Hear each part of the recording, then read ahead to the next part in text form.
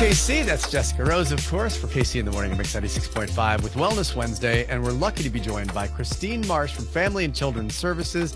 Christine, thank you for being on Wellness Wednesday with us. Thank you for having me. This is a tough topic. One of the things I told Jessica is it's something that, as a parent, it scares me to talk about is sexual predators. But it's obviously something that happens a lot. Let's start off by... one of the things I was taught as a kid, and I think I probably told my kids too when they were little, is stranger danger, is sort of beware of strangers. Who are sexual predators? What do they look like? And what are they acting like? What are we looking for?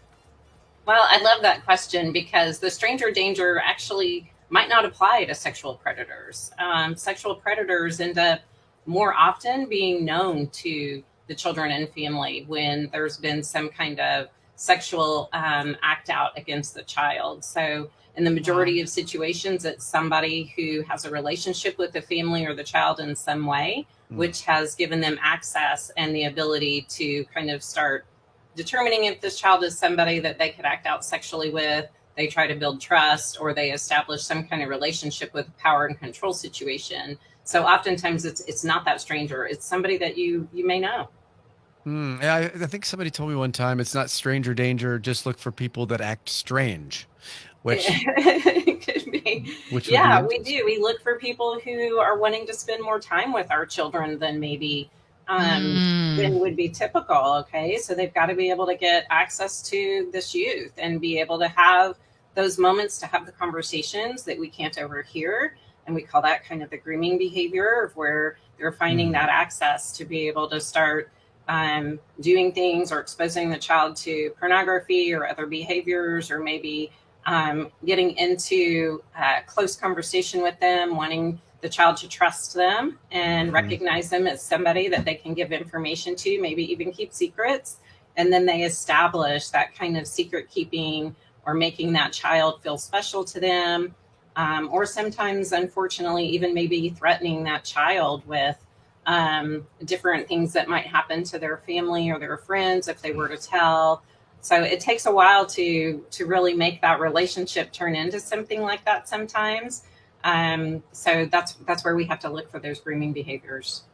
You know, when I first set this up and scheduled this conversation for Wellness Wednesday, I didn't think about that it was going to really pull emotion at me. Right now, I feel so angry and frustrated, and my blood is boiling. And this is why, since my child was born and can comprehend the words that were coming out of my mouth, I have told my son numerous times, people do not touch you. If somebody touches you, if somebody makes you feel uncomfortable, you can come to me. You need to come to me. I've even gone to great lengths to tell him, if somebody tells you that if you tell your mom, they will harm your mom, you need to tell me. And I'm telling a 3-year-old, a 5-year-old, a 7-year-old, an 8. I'm telling him this. How, I think to myself, how would it sounds real easy. My son can come to me and tell me that. That sounds like something easy he could do. But if he's a victim, I wonder how often kids and teenagers actually come to their parents and tell them that, and why they're not showing, and how can I as a parent look for the signs if my son is that frightened that he can't come to me? Yeah, I love that. Those are great questions, because you're right. We can tell. And I love also, just real quick, how you said you've done it at 3, 5, 7, 8. So it's so true. These conversations need to continue with the child developmentally, and we can use different words and make it make more sense to them at that time in their life. And kids forget things too. So it's good to keep that new and that awareness fresh as they understand the world. I love that. But yeah, so a lot of times kids, don't come to us as parents, even if we've put some things in place, because just like normal times when they're going to get in trouble, they don't necessarily run to us and tell us. So there could be a sense that they may feel in trouble, or they may not really believe that you understand the situation entirely, and that you may not really be able to control this. And sometimes kids don't want to be that burden to their parents either. And which is why we see a lot of times kids telling other kids before they even come to their own family or parents about it. So you mentioned some of the signs. If you see some changes in your child's behavior, and this is where it gets difficult because our kids' behavior changes for so many different reasons, right? They're hungry, they're tired, their friend was mean to them, those kinds of things. They didn't get what they wanted. Mm-hmm. Yeah, you grounded them. Yeah, exactly. So, that's where it is tricky, but it is that kind of thing that if you see your child withdrawing, and normally they hadn't been, if they're trying to stay in the room more often, if they're making excuses to want to be alone more often, be on their computer, be on their phones, if maybe they're not eating as much, if maybe they're not showering as much, if they're they're more irritable than they have been in the past, or they're having trouble sleeping, or they become fixated on, again, just getting to one other place or being around one person specifically, or even wanting to not go someplace that normally had felt okay before. So those kinds of things, again, it can be tricky because those can be lots of other things, but those are some of the main things that we ask parents to start looking at. And by being involved in your child's life, you may know when they're in a fight with their friend compared to when, okay, something else is going on here because friends and teachers and everybody seem okay right now. So what else might it be? Right. What I would know is, and obviously we're talking a lot about being aware and listening, really paying attention. But from the other side of it, what do we then tell our kids? How do we tell our kid at 8, 9, 13, 14? And in an instance, which seems to happen a lot, if there's somebody in a powerful position that gets in trouble for sexual predator, do we tell our teens? Do we tell our kids about it? What do we say to them in layman's terms? Yeah, it can be really confusing. And, the bottom line is that person might have been a friend, a mentor, a coach, a teacher, or whatever. Somebody you trusted or they trusted. Somebody you trusted. And it doesn't mean that part of what was good about them isn't still good, but they did something they weren't supposed to do. And they knew that. And it's not your fault as a child, because sometimes these perpetrators will make it sound like, if you wouldn't have done this, I wouldn't have touched you. If you wouldn't have been so sexy, I wouldn't have wanted to have touched you.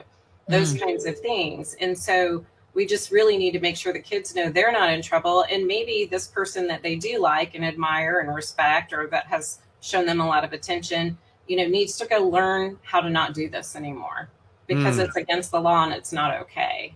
So we can still have people we like who maybe are shoplifting, and it's still against the law. And so this is against the law, and they need to go learn how to not do this anymore. I love that. Blood still boiling.